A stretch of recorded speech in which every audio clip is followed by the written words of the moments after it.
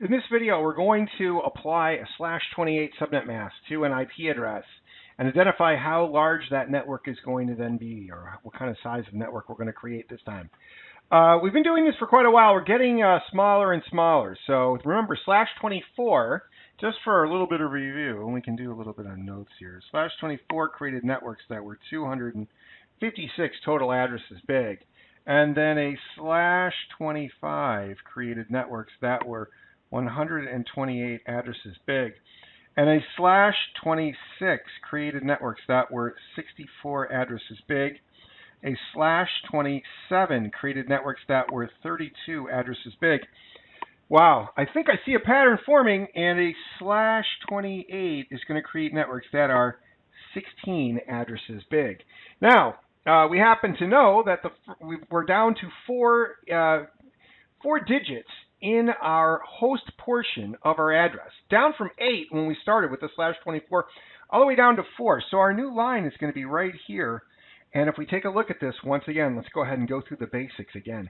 We have a subnet mask of 255, 255, 255, 240. Where do the 255s come from? 255 comes from the idea that if you add the binary digits all together and convert them into decimal, you get 255 with 8 ones. Everybody knows that.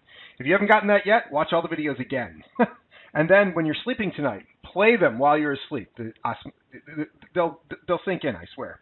And then where does the 240 come from? It comes from the fact that the first 4 high order bits are all set to 1s, which means they're set for network, which means that these 4 bits here are going to be part of the network. They're going to determine what network you're on, not what host you are. So that being the case, 240 is 128 plus 64 plus 32 plus 16. And that's the value that we're going to end up with for that subnet mask. That is 28 bits in a row.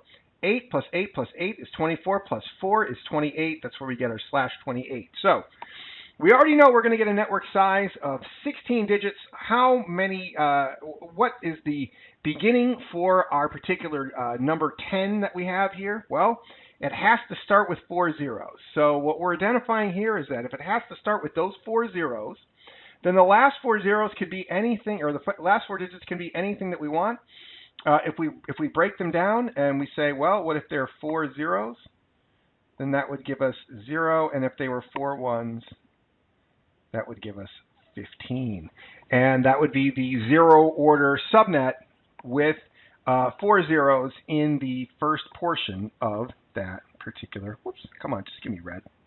1, 2, 3, 4, and 1, 2, 3, 4.